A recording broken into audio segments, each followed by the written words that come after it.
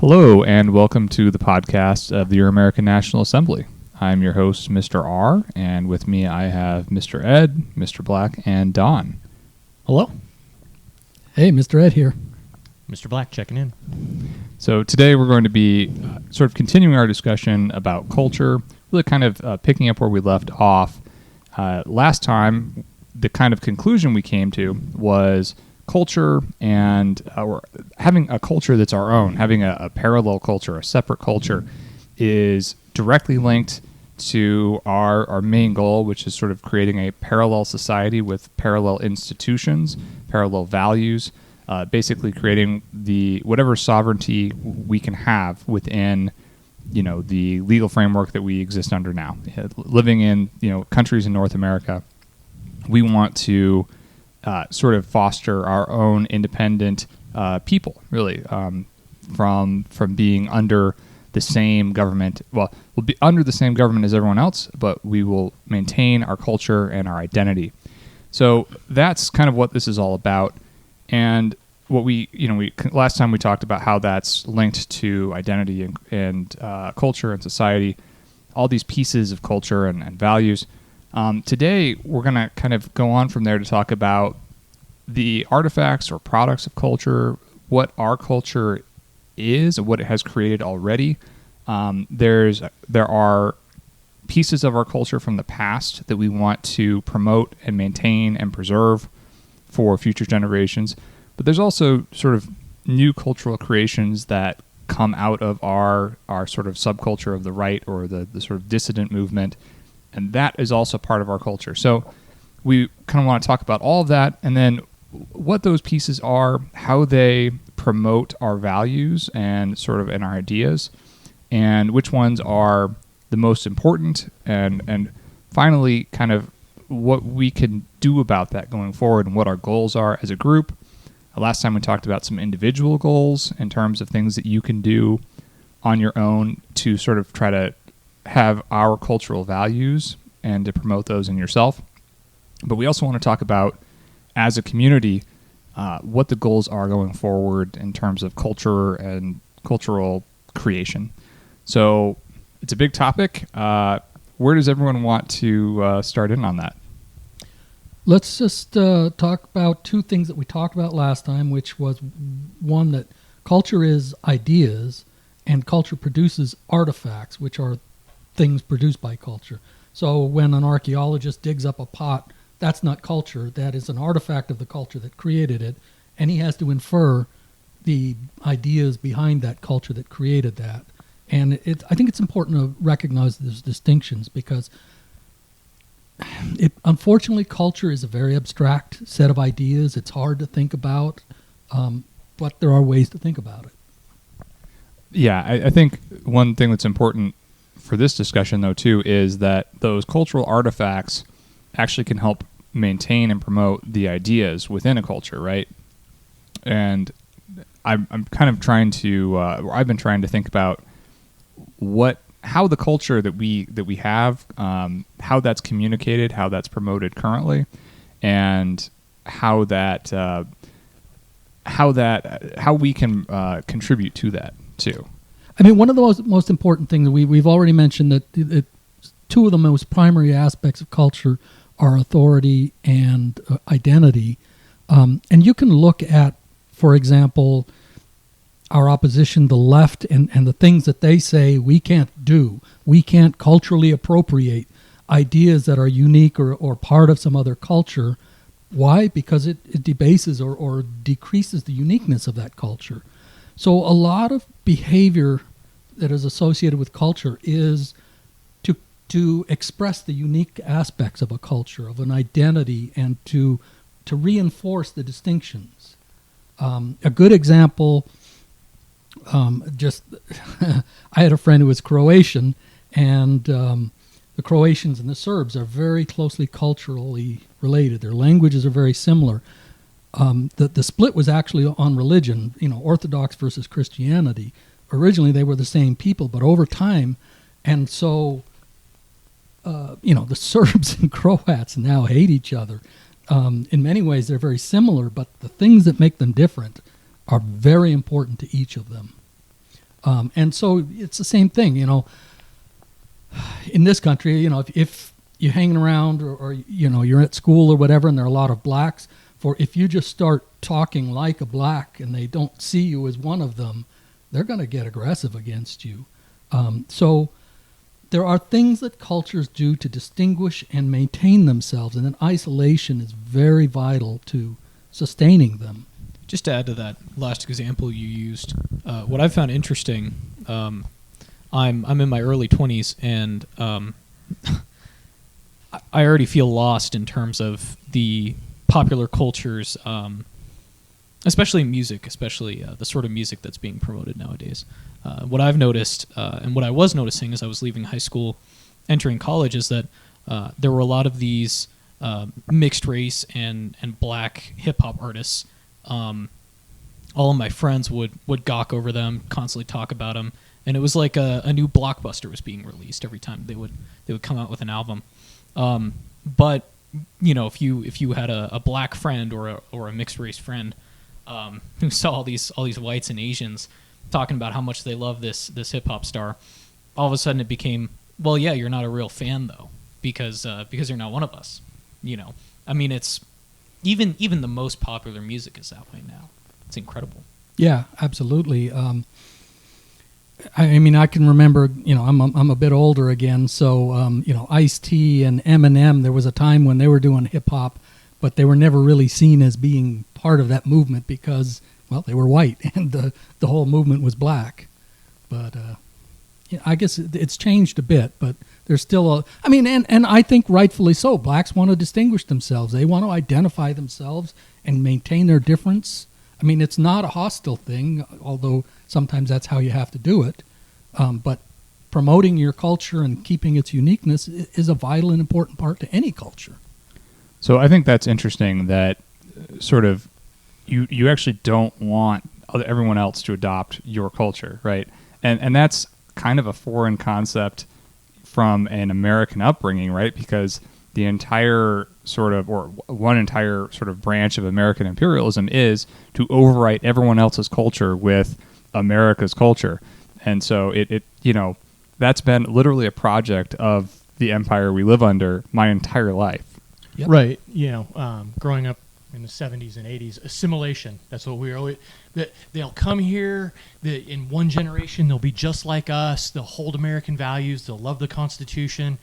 But now, in the past probably 30 years, everybody wants to keep their culture except for white Americans. White Americans want to give away everything we've created and not have our own. The thing to say now is, what is white culture?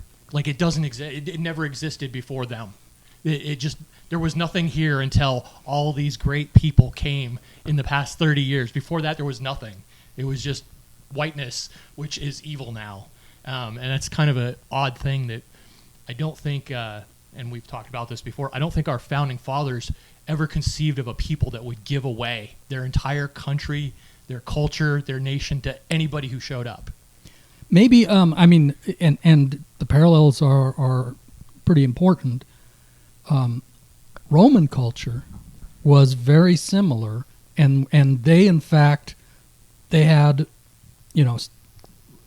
temples dedicated to the unknown god, because there was a god out there somewhere that they didn't know about, but they should be, respecting, and they would be bringing in every religious and culture, and that's what built their empire. Yeah, they would take gods from the barbarians sometimes that they conquered, like the Gauls, and assimilate it into the pantheon, and then it literally became a Roman god, even though it was the god of the enemy 40, 50 years ago. Well, and that's what builds empires. Empires build by incorporating as many different peoples under the same power structure, under the same economy, under the same political system, and you can't do that with people that are warring with each other. Well, so I guess the point of this little tangent that we're on is that they started out with our culture, with our ancestors' culture here in America. As the empire grew, they inducted all of these different gods from the foreign peoples to the point where we as white Americans can't even recognize the sort of thing that they're pushing not only here but globally, to the point where being in America as a young person, as a young white person, you just can't you can't find anything to identify with this this almighty pantheon of gods that they have. So our task is to push back on that, right? You know, we want, we need to be the counter to this entire trend, and you know, I keep saying that I have a hard time with this because it is completely the reverse of this policy that's been happening for my entire life. So I think it's good to understand that, but then, you know, I constantly have to work to try to, okay, let's figure out what my culture is, and then let's identify with it, and then also try to protect it, right? That we don't want to export it. We don't want people singing our folk songs and doing our, you know, whatever cultural expressions we have. We want that all to be us, and if anyone else does it, we want to be offended, honestly. Well, and I think part of the problem with the reason why I think that we have such a hard time with this is because we could deconstruct the entire group of things that they've assimilated into their global culture. How much are you going to be left with? You know, so you start taking out McDonald's, you start taking out Black American music and whatever else. How much are we going to find that is reminiscent of the way that our ancestors were? Maybe it has to be more of a positive, you know, a reconstruction of what our ancestors thought. I mean, to me, the problem is that everybody has adopted our culture. Everybody speaks our language. Everybody has our kind of outlooks of society and governance and government and leadership. I was watching... or at least they have a veneer of it. Yeah. I was watching an Armenian guy talking about the war in Armenia and Azerbaijan, and he was saying that part of the reason is because the leadership of Armenia has adopted Western viewpoints that, you know, they got to be cool, they got to be accepting and things like that, rather than putting up these strict walls that they've kept in the past between their culture and other cultures, and whenever those lines get crossed, to react strongly and quickly. So, whereas Azerbaijan has no problem doing that. They're right. a Turkic Muslim country, very similar to other Turkic Muslim countries. That's exactly what they've become perfect at. Is, you know, you don't, well, and you know, it could change in the future, but yeah, you don't bring your, you know, your pro-gay, your pro-trans stuff here. Not allowed. We are. Well, and it isn't even allowed, or it wasn't allowed in the United States. My wife and I were just watching some TV show, and they kind of hinted at a lesbian relationship, and this was in the 90s, and we were going, wow, you know, that's pretty risque for that period of time. Nobody accepted any of what's being imposed on us of, you know, quote unquote global homo now, even up through the early 2000s. The media, there's been a complete grab of basically all popular media, the government, and I would say probably by the Democratic Party, so that when they decided, and I mean, even through the 2000s, you know, President Obama was saying he's opposed to homosexual marriage and blah, blah, blah. And then suddenly right after 2010, they got to the point where, one, they controlled all of the media, and they decided they were going to flip this idea, and pretty soon, ta-da, everybody's, you know, promoting the ideas that they wanted. So we have a lot sort of arrayed against us, right? There's a lot of power, a lot of control, and these historical examples show that they can artificially change or create popular culture or mainstream culture pretty quickly in very short periods of time. The how do we push back against that? You know, one thing that we've all talked about a little bit before is that one organic pushback that's happened was kind of the meme culture, especially if you look like 2015 to, you know, 2018. There was a huge amount of kind of skeptical of global homo sort of meme culture that popped up, both in the United States, you know, Canada, and in Europe. I think that's actually a pretty good example of sort of a resistance or pushback on culture that happened, well, because the internet is still, for a little while longer, still free and open. It's it was able to sort of push back on those ideas. Though I don't know, what do people think of that as kind of an example of a completely, distributed organic pushback to the mainstream? I think the answer is you have to accept that you're a subculture. That we were at the time prior to say 2000ish, we at least believed that we were the dominant culture, and our points of view were expected to be expressed in all institutions in society.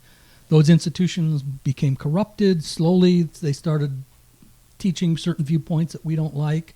And then, like I said, in the mid-2000s to 2010s, they had grabbed all of those institutions and turned them in their favor and in their direction.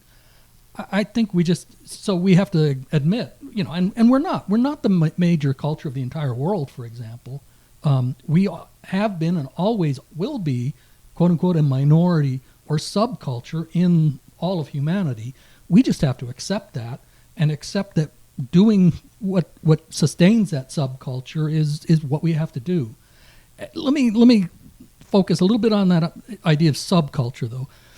What distinguishes a culture from a subculture? And so a subculture sees itself as part of some other society or some other cultural entity. So it accepts the premises of this larger entity, but it has its own set of values and such that it practices within.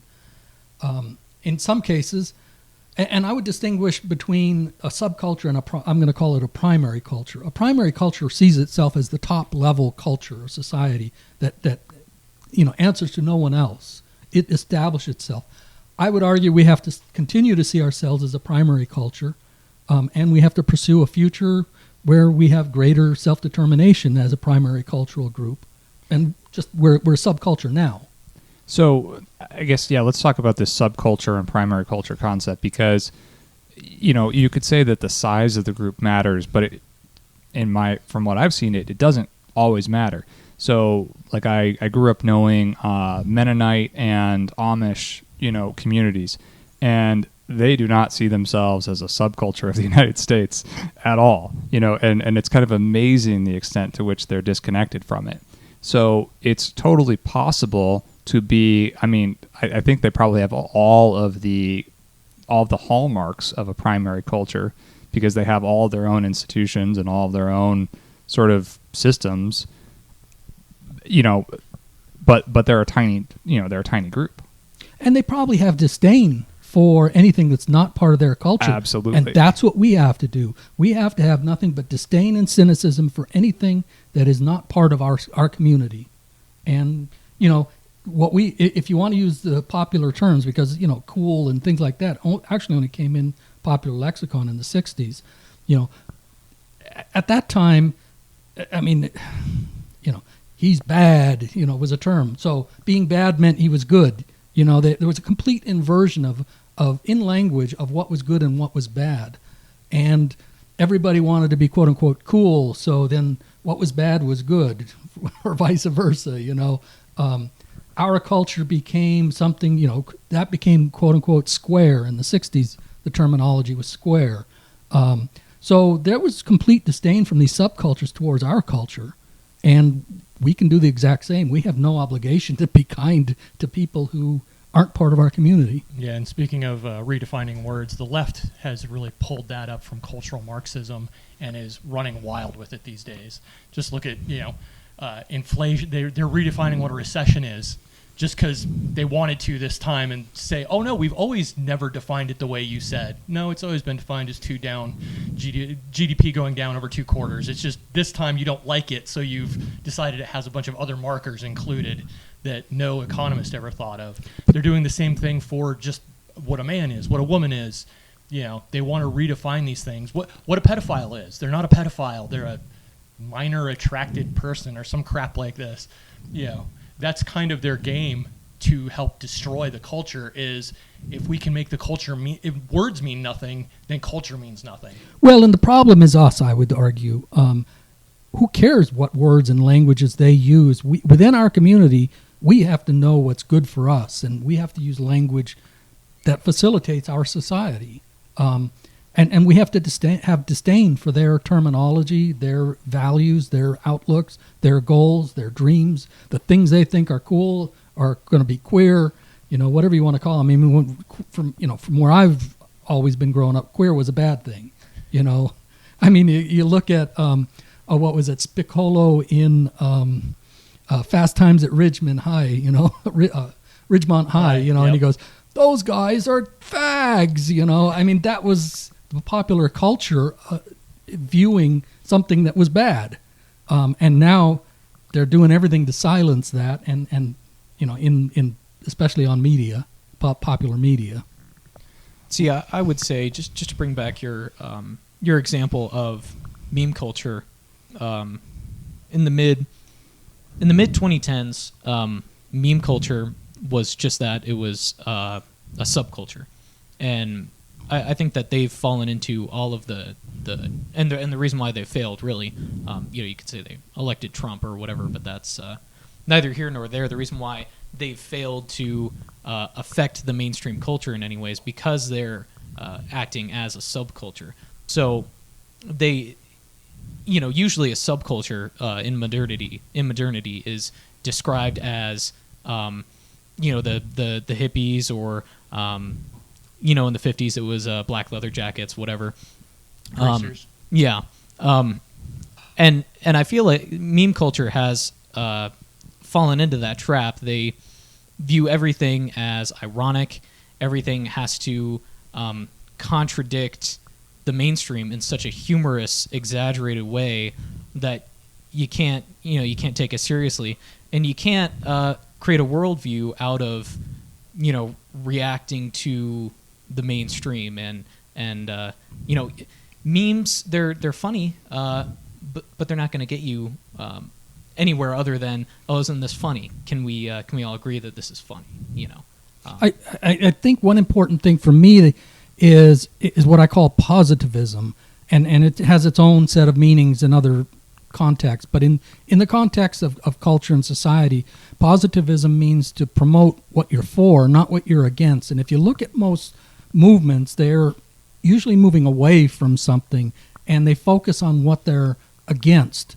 And they don't necessarily, and a lot of the meme culture is not necessarily focusing on what they're for. And so, you can get a movement away from something, but we also want to get a movement towards something. So it's okay to be cynical and negative against the opposition, but within our community, we have to be sure and talk about what's good and what we need to be working towards, I think. And I think that kind of sets what has now become the pro-white movement of white positivity, apart from what the antique nationalists would have gone with we don't like this group, we don't like this group, we don't like this group, and we don't like those guys. And oh yeah, screw that guy over there too.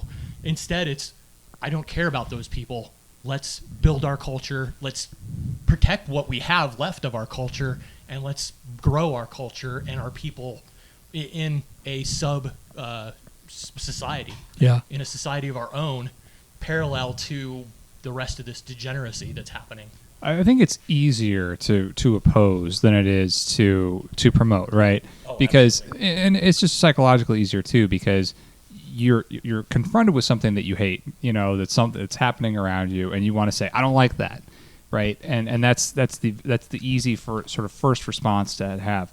Moving on from there to this is what I believe in, this is what I value. That takes a little bit more thought, a little more effort.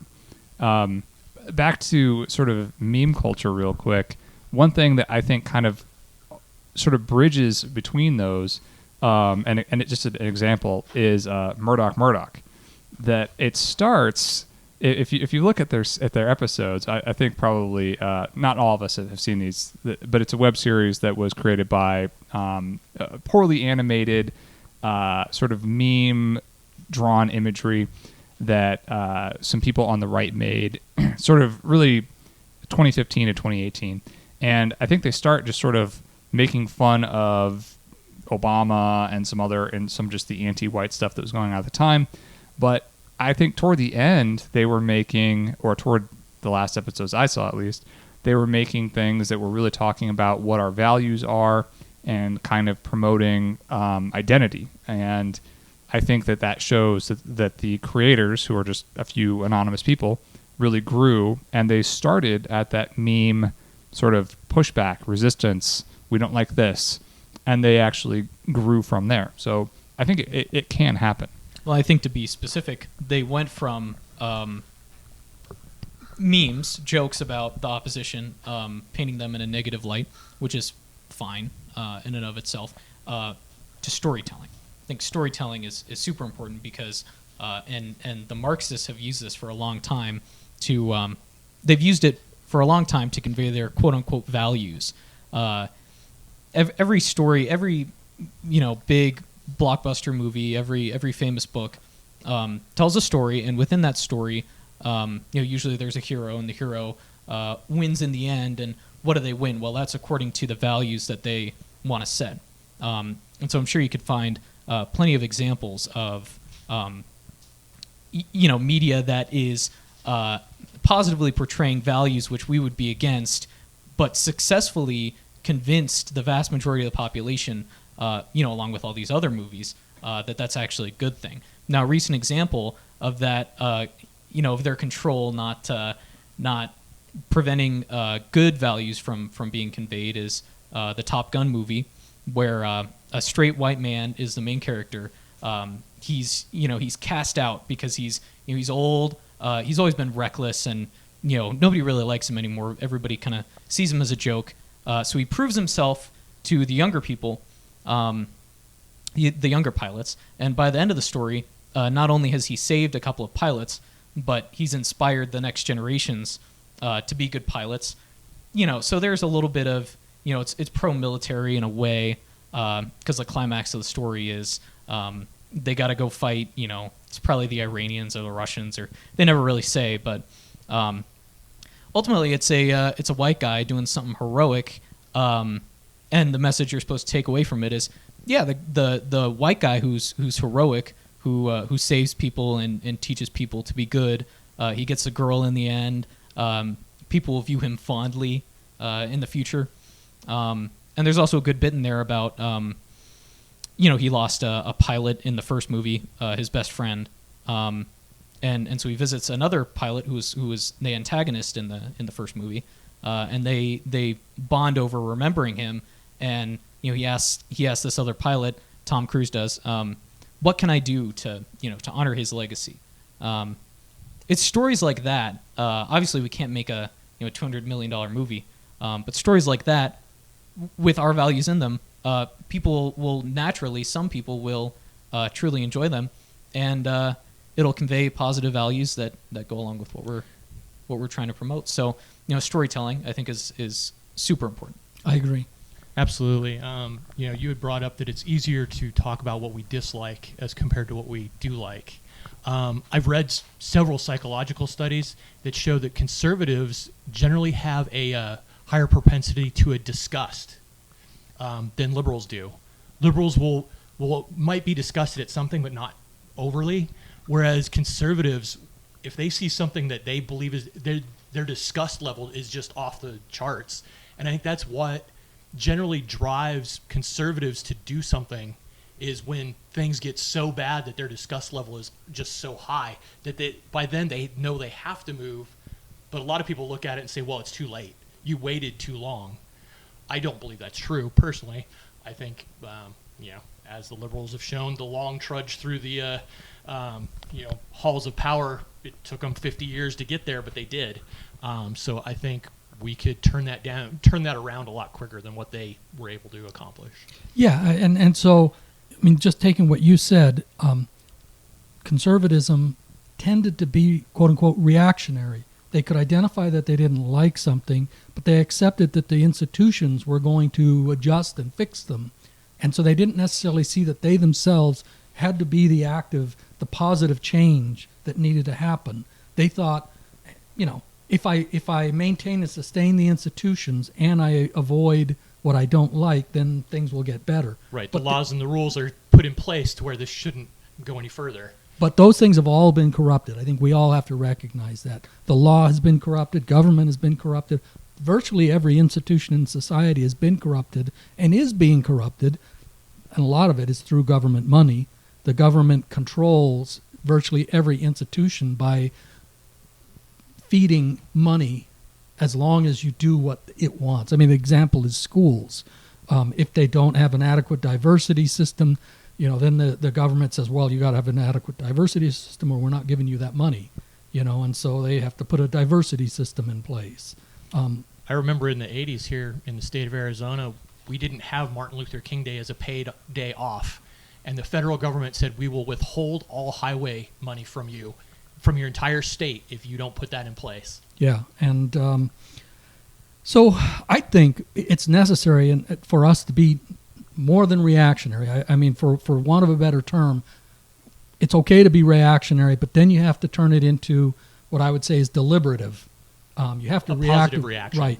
Right. You have to take the fact that you don't like something and deliberate to how to get what you do want. And I use this term, I think it was even the last one, it's better to light a candle than curse the darkness. Yes, there's darkness. Yes, there's lots of nasty, bad things out there. But guess what? It's our job to create light for our people. Nobody else is going to do it. We have to do it. So we have to know what we want and be the leaders towards that. I think a good example of the way that we can use a controversy, funnel the energy, the vitriol that people have toward the system about that controversy. A good example would be the school system. In the past 2 years, a lot of the anti-white teachings, known as CRT by the normies, has come to light in mainstream media even, and now it's even become a supposedly a Republican versus Democrat debate. A lot of people would probably be fine with sending their kids to school if Ron DeSantis were governor or whatever. But I think we all know that the best long-term solution, especially for our side, is to provide homeschooling. And I wasn't even completely opposed to the idea of sending my kids to a normie school when I eventually do have kids, up until this controversy happened. And then I finally came to terms with the fact that the schools are not coming back. The schools are never going to teach people what they should be taught. So this could be used in a positive way. As the younger generations have kids, we create our own casual, homeschooling kind of organizations. And as those become better and more refined and we get more people into them, we could potentially teach quite a few kids who would have otherwise been subsumed by all of this diversity crap and tranny crap. We could have actually taught them positive values instead. And there actually is a program out there called the School of the West that teaches classical education based on our history, the history of the West, and showing the good things that we did to the world. Our forefathers went out into the world, and the rest of the world was still in the Stone Age when we showed up. They think of the Stone Age as 10,000 BC. No, the Stone Age was 1300 South America. It was 1300 North America. It was Australia when we showed up. It was most of Asia when we showed up. It was the South Pacific when we showed up. They were still using sticks and rocks. That was high technology to them. And we don't have to teach that, hypothetically, we don't have to teach that as a negative thing. Right. We brought the world to people we brought medicine to the world. It's such an easy thing to just say, we improve places when we show up. We improve them with these developments that we've created, which are super positive things. Even something as simple as that is not being taught by public school. That we could be teaching that to people. But taking that paradigm of it's better to light a candle than curse the darkness. Okay, so we say the darkness is the school systems, the public school systems suck. What's the light? What should, as a policy, what do we need to do? And the answer is what you're saying, yes, towards homeschooling or private schools eventually. Because if you get 50 kids who are private or homeschooling, you've got enough people there to probably start a small schoolhouse. As someone that grew up homeschooled, there can be a bit of a gray area between a private school and a homeschooling group, because you get homeschooling groups that are big enough, and then you'll have like someone hosting a physics class, as an example, where someone's a physics master's or PhD or whatever, somebody's dad, and then they set something up where there are kind of rotating classes. Eventually, these schools, I mean, I've heard of this happening where they'll actually buy a building, and then it's a school, right? You know, really the difference between a homeschooling group and a school is, do they have a building? But yeah, there's kind of a gray area in between those two, and I think that's kind of the model I could see our community going towards. Well, I hope our community goes towards. But I think this is a good example. Schooling is culture, right? The value of education is a cultural value of Euramericans, right? And the desire to have our kids learn in an environment where they aren't being propagandized to and damaged in many ways, that's one of our values. So that's a cultural sort of, that's part of our culture. And then what we're going to produce from that, hopefully, is schools or homeschool programs that there's, like I said, there's a bit of a blurry line between those two. And just for perspective, 100 years from now, so we're 2022, so we're saying 1922, maybe just a little bit, between 1922 time frame. Prior to that, there were no public schools. It was private schools. People set up schools in their towns. I mean, maybe there would be 10 kids at a school, but these parents got together. Sometimes they would hire a teacher, and sometimes it would be the parents themselves doing the teaching. The idea of public schools, again, is part of this modernism that's being imposed upon us. The government wants to control all that education, and look where we are today. Right, it's the Little House on the Prairie model from the books. There was also the TV show, but literally the town hired the teacher, and she came there, and all the town kids would go there to learn their ABCs, 1, 2, 3s, and all that. It wasn't some bureaucrat from the state capitol came down and said, "Here's your teacher now. She's going to teach your kids." That wasn't the way it worked. Well, so I think this is a good. So we're kind of talking about what are the most important things to produce in terms of cultural, pieces. Schooling is one of the most important. A religious organization I'm a part of, their probably biggest priority right now is creating their homeschooling program, and that's what they're putting huge amounts of effort into because they want to protect. It's really their specific flavor of Euramerican culture going forward, and so I think that's a good thing to kind of note is that one of our goals, at some point in the not too distant future, is to either participate in with, kind of using from the School of the West or using from other efforts in this direction. But the goal of, the Euramerican National Assembly is to promote schooling which is separate from the mainstream. That's a major important goal, right? I would say so, absolutely. And that is a critical cultural goal that we have. And we've kind of talked about there being culture and politics, and obviously these are kind of mixed together. But yeah, I mean, one thing that we can do fairly early is to kind of promote this homeschooling culture.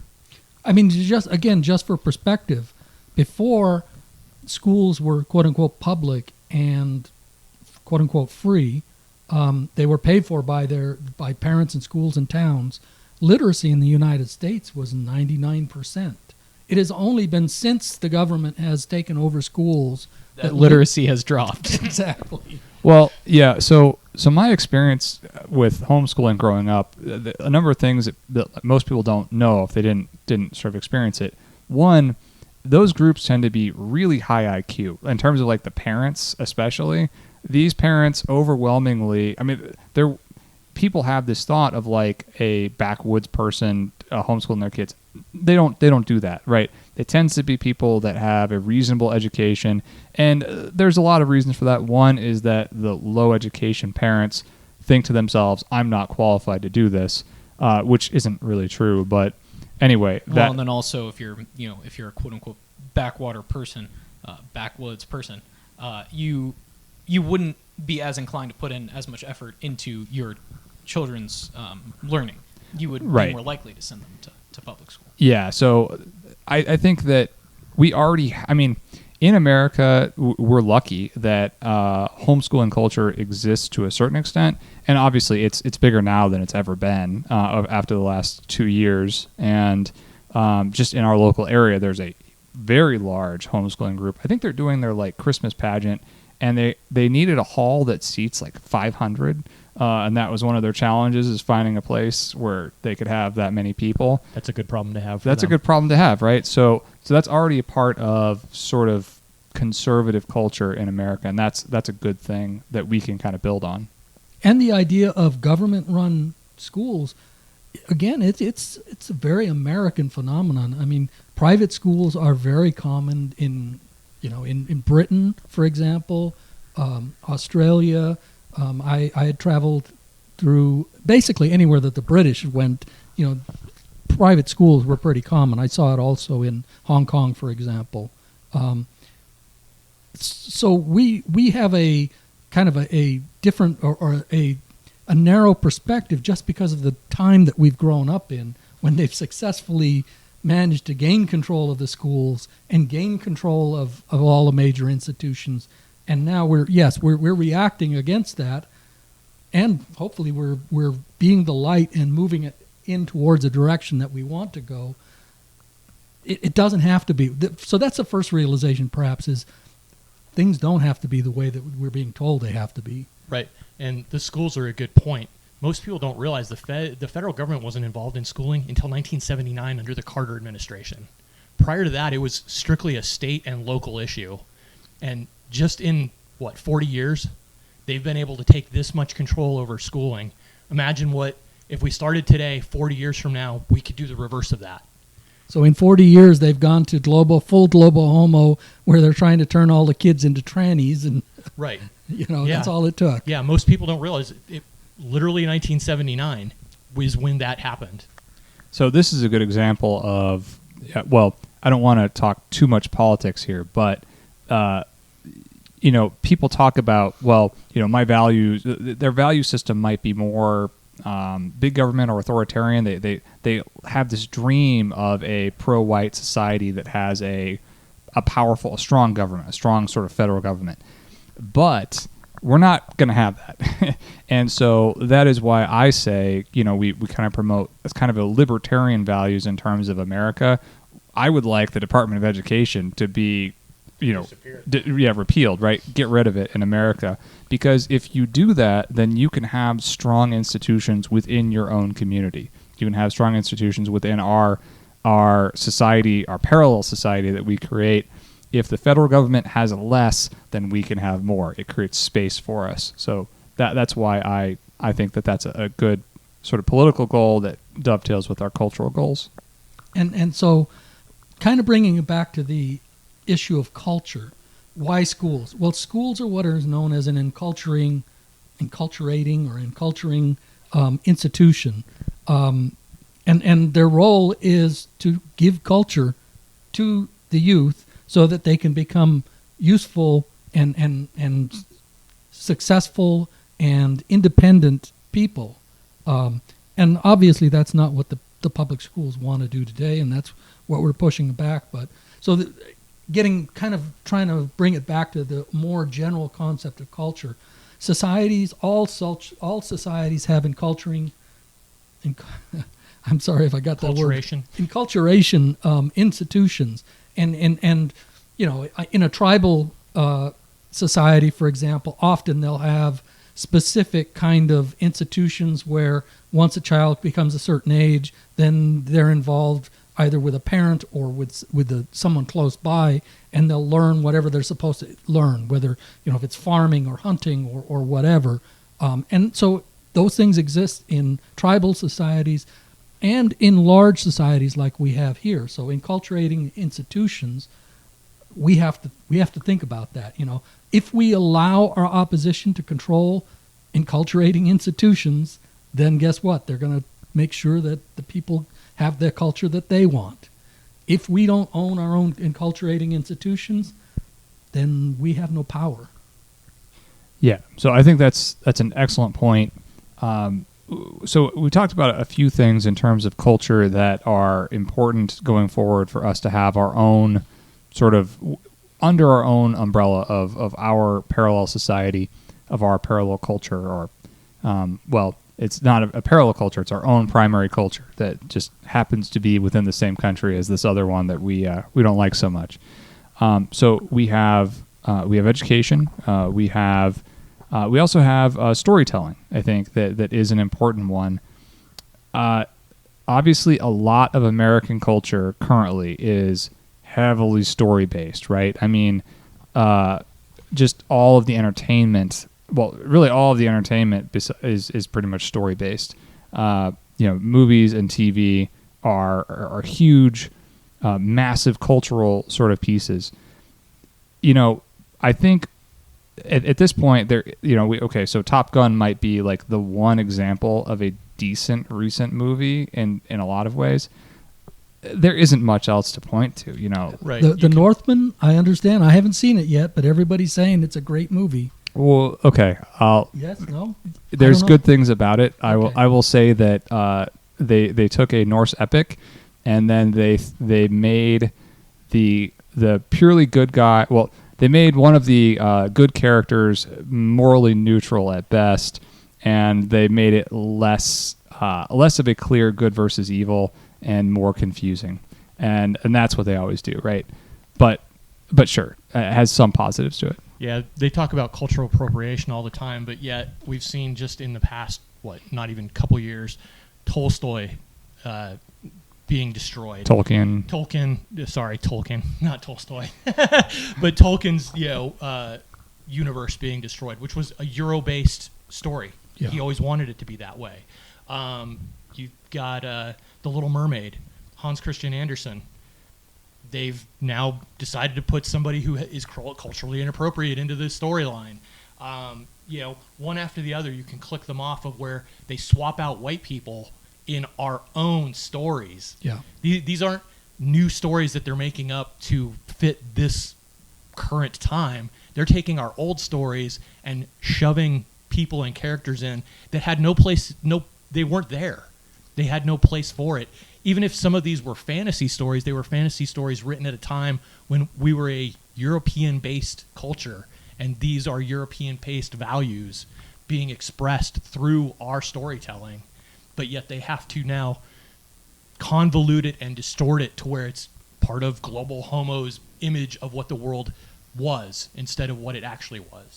So, I have at times have kind of criticized American culture's just overemphasis of entertainment, and the storytelling is kind of tied up in that.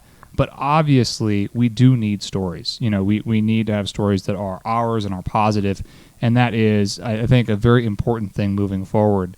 That and there have been a handful of books that are written that are decent, that are from people on our side. And I think that's kind of low-hanging fruit, because writing a book, way less effort than making a movie or TV show. I referenced Murdoch earlier because that was like a guy that did all the animations and 3 people that did the voice work. So there is some easier stuff that can be done. Obviously, there's challenge. The more advanced you want to go in terms of the entertainment, but you can do a lot with fairly limited resources. So I think that is one of our goals. I think early on has to be promoting pro-Euramerican storytelling of some sort, and books are one of the easiest forms. I'm going to quote a leftist, but I think that there's a truth to this. And this leftist, if you're carrots, it's Caitlin Johnston.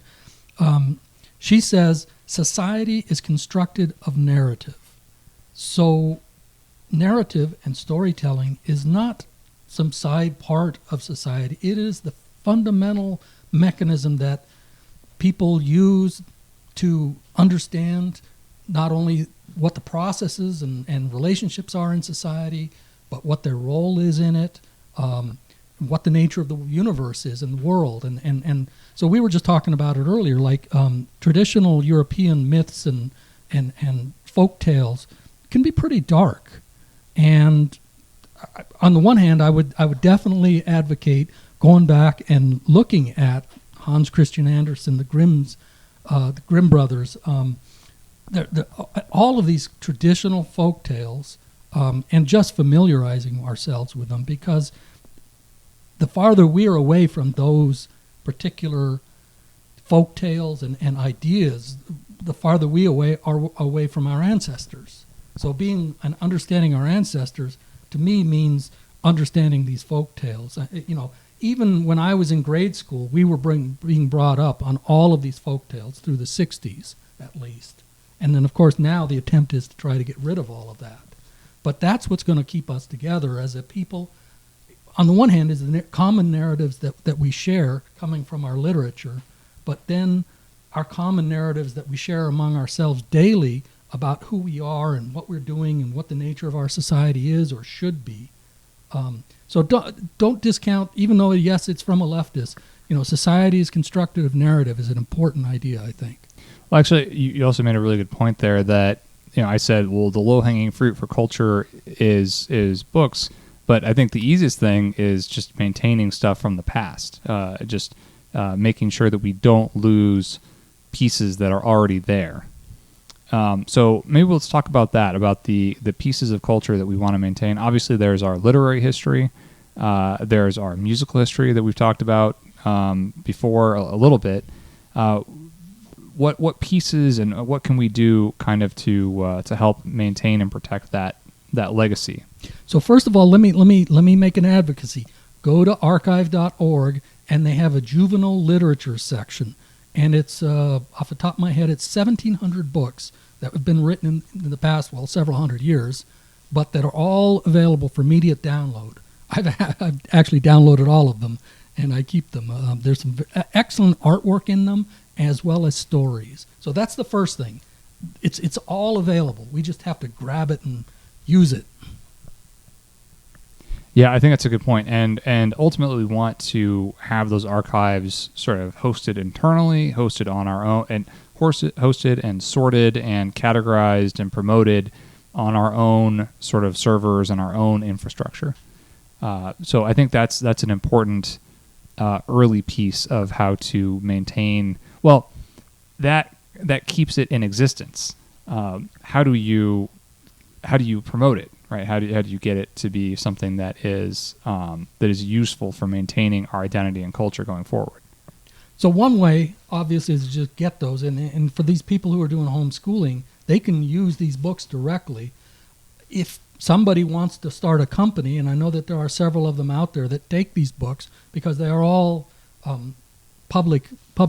You can reprint these books for free. What is it? Public. They're in the public domain. Public domain. Yeah. Sorry. All of these books are in the public domain, and you can just reprint them yourselves, put your own company's label on it, and make them available. And so pretty quickly you could have a library of 50 or 100 books that are, basically our history and our folklore. I think, okay, that's a good point too, because another fairly easy early thing to do is to make a printing sort of shop. Print shop is fairly low investment. I know like Antelope Hill is a dissident right, I guess, sort of printing company. There are quite a few, some larger than others. And I think that's a valuable enterprise and helps to promote and get that culture out there. So the other thing is we just have to use this and promote and express this culture as regularly as we can. When we have get-togethers, I mean, we do it here in our own get-togethers. We try to, play folk music. We're going to, in this upcoming weekend, we're going to have another folk music musician playing. So that's another way. Get people together, just have a good time, focus on something, either something from a mythological theme or from a folklore theme, and just keep these ideas regular and modern and up to date so that people experience them on a regular basis. Yeah, I think that's a good point. I mean, all of this that we're talking about here, it really, as far as I can tell, it only works when you have an in-person group. And I know that our first podcasts have all been, we're all about how do you get people together and get your in-person group, because that is, I think, the most important thing. It makes all of this possible. If you don't have that, then I guess it's just you listening to folk music, in your room by yourself, and that isn't really going to have the same effect. Yeah. So what's the first? If it's you and maybe one or two other people, you can have meetups. So you have meetups. Maybe you could have a reading from either a poet, some significant poem. Doesn't necessarily have to be significant. Just take the time to share these cultural artifacts of our people, and that are consistent with what our ancestors were aware of. So that our current way of thinking, we can relate to our ancestors' way of thinking, and we're bringing their culture forward. The other thing is to create culture, but that's another subject perhaps. But just using the culture, music, literature. Actually, a lot of movies are starting to come into the public domain now, and some of them are being on archive.org as an example again. So we're going to see, because even if you say 70 years, what's 70 years now? 1950-ish. So think about that. Movies that were very popular up into the 50s, well, pretty soon all of the movies that were in the 50s are now going to become very available because they're going to become public domain. So maybe somebody could start a company, have started collecting them, repackaging and reselling them. So that's a business or economic approach. But the other approach is whenever you have, have gatherings with people of our community and make our cultural ideas and narratives, stories a part of what we do in our events. Yeah, and as another kind of a push for getting together in real life, I would say if you're listening to some of this older music and older culture by yourself, you're basically listening to ghosts. You're not experiencing culture. Culture is something you experience with other people. If you're just watching an old movie, you're not experiencing that culture. If you're listening to an old song, you're not experiencing that culture unless you're there with other people and you're reacting together. That's culture, how you react together as a group. Otherwise, you're, like I said, you're listening to ghosts. Well, I think that also reminds me of something. When we talked about, I was talking about like how can we create culture, cultural artifacts, promote our values going forward. Well, it's actually really hard just to do it if it's just you. You really want a group of people. I know there are some online communities, and I think that to the extent that they can make that work in terms of like pro-white online communities, that's great. I think that's good. It's always going to be better in person, and that I think that in-person group that we've talked about in the past, that's going to enable the creation of culture. If you don't have that, it's going to be a lot harder. Right. Culture isn't created by one person. Right. It's a group dynamic. And so another great example, I don't know if maybe this is new to some people, the Pre-Raphaelite Society.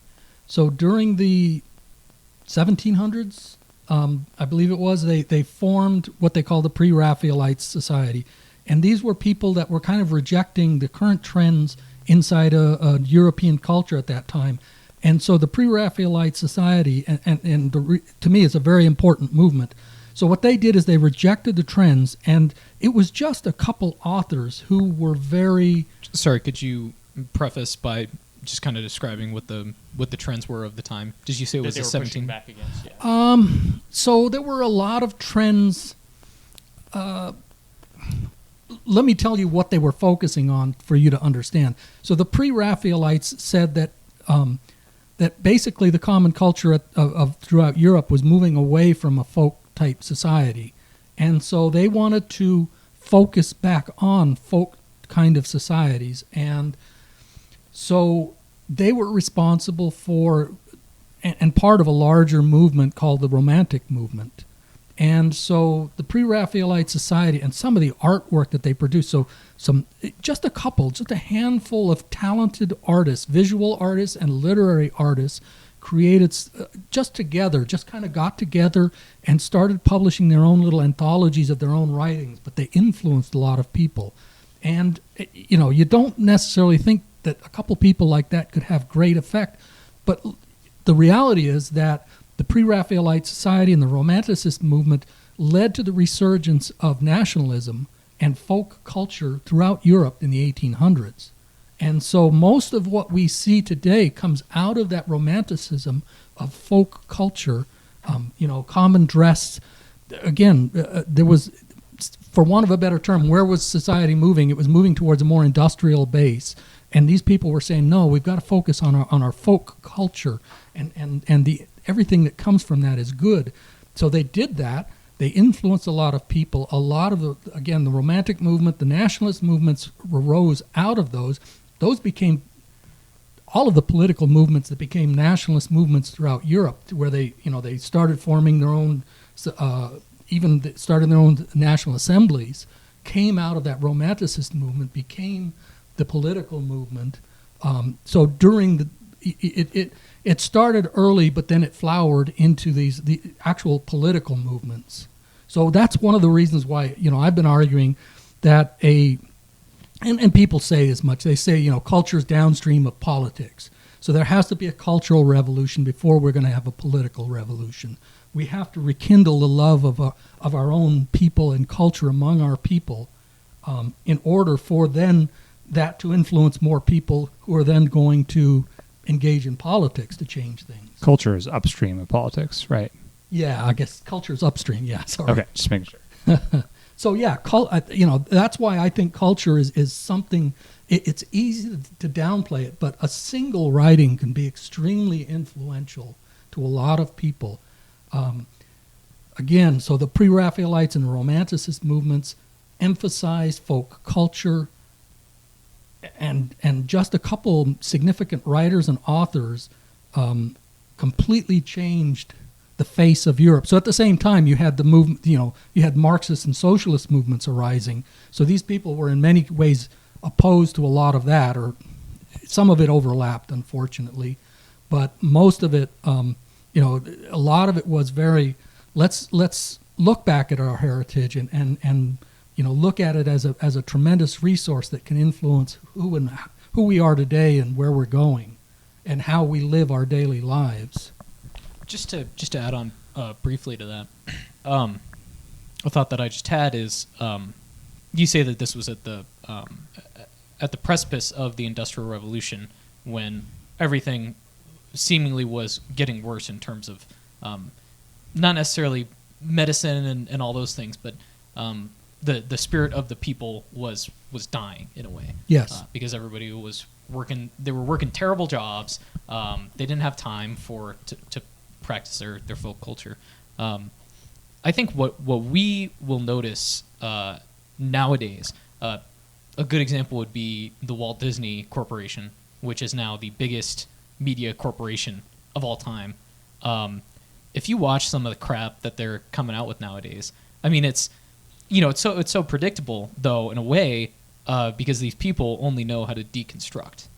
It used to be that the people who subverted us at least had some talent. They could make something that was compelling and yet, subvert you into believing views that you shouldn't agree with.